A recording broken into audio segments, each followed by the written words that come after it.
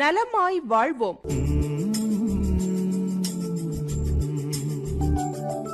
பெண்களின் சுய பராமரிப்பு குறித்து விளக்குகிறார் ஹோமியோபதி மருத்துவர் தேன்மொழி மைக்கேல் அவர்கள்.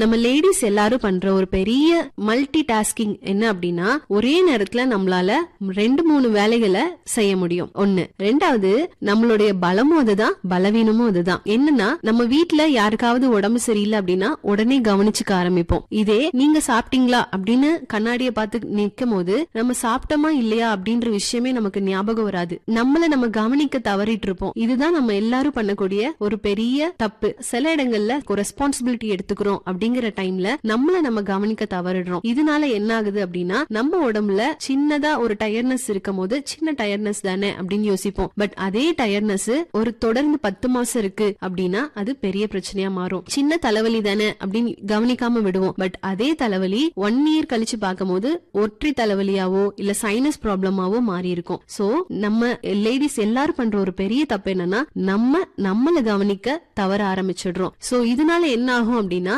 நோயோட தன்மை ஒரு பக்கம் ரொம்ப அதிகமாயிடும். அதுக்கு நம்ம எடுத்துக்கக்கூடிய பரிசோதனைகளும் இன்வெஸ்டிகேஷன்ஸும் மிஸ் பண்ண ஆரம்பிப்போம். சோ பிரிவென்ஷன் அப்படிங்கிற அந்த ஸ்டெப்பை தாண்டி இதுக்கு இந்த ட்ரீட்மெண்ட் எடுக்கணும் அப்படிங்கிற ஸ்டெப்புக்குள்ள போயிடுவோம். ஃபர்ஸ்ட் பாயிண்ட் என்னன்னா, prevention is better then cure. Prevention அப்படிங்கிறது வருமுன் காப்போம். வருமுன் காப்போம் அப்படின்னா என்னன்னா, நம்மள பத்தி பேசிக்கான ஹெல்த் எஜுகேஷன் நம்மளுக்கு தெரிஞ்சிருக்கணும். எந்த இடத்துல இதயம் இருக்கு, எங்க நுரையீரல் இருக்கு, எந்த இடத்துல கல்லீரல் இருக்கு, இதெல்லாம் என்ன வேலை செய்யுது, இதுல என்ன ப்ராப்ளம் வரும், நம்ம என்ன விஷயம் தவறிட்டோம் அப்படின்னா இந்த ப்ராப்ளம் நம்ம சரி பண்ணிக்க முடியாது அப்படிங்கறது எல்லாத்தையுமே அடிப்படையான கல்வி நமக்கு ரொம்ப அவசியமா இருக்கு. முக்கியமா ஒரு வெயிட்டோட பெண்மணிக்கு நம்மளோட பேசிக்கான ஹெல்த் எஜுகேஷன் கண்டிப்பா தெரிஞ்சிருக்கணும். இதுல நம்மளோட முக்கியமான 2 உறுப்பு, ஒன்னு ஓவரி, ரெண்டாவது யூட்ரஸ். ஓவரி அப்படிங்கிறது நம்ம எல்லாருக்குமே தெரியும், அதுதான் கருமுட்டை. சோ இதுல 2 ஹார்மோன் உற்பத்தி ஆகும். ஒன்னு ஈஸ்ட்ரோஜன், ரெண்டாவது ப்ரொஜெஸ்டரான். இதனாலதான் நம்மளோட கருமுட்டை வளர்ச்சி அடைஞ்சு மாதந்தோறும் ஏற்படக்கூடிய அந்த மாதவிடாய் சுழற்சிக்கு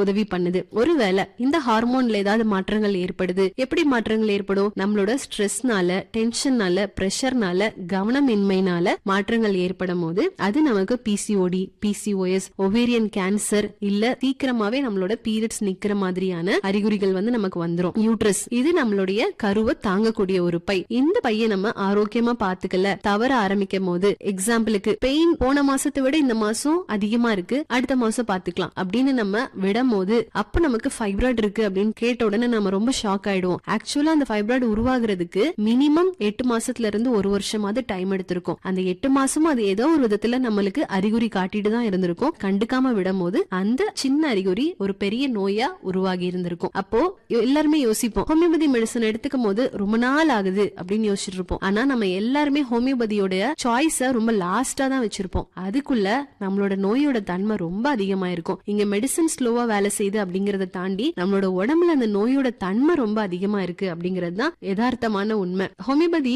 ஒரு நோயை அதோட ரூட் காஸ்ல இருந்து ட்ரீட் பண்ணும். இது ஸ்லோ ஆக்ஷன் அப்படின்னு சொல்றதை விட தரவு ஆக்ஷன் அப்படின்னு வேணா சொல்லலாம். அந்த சின்ன சின்ன அறிகுறிகளை எல்லா பெண்மணிகளும் கொஞ்சம் கவனத்துல எடுத்துக்க ஆரம்பிக்கணும். அப்படி நம்ம எடுத்துக்க ஆரம்பிக்கும் போது எந்த விதமான நோயா இருந்தாலும் நம்மளால முழுமையா கியூர் பண்ண முடியும்.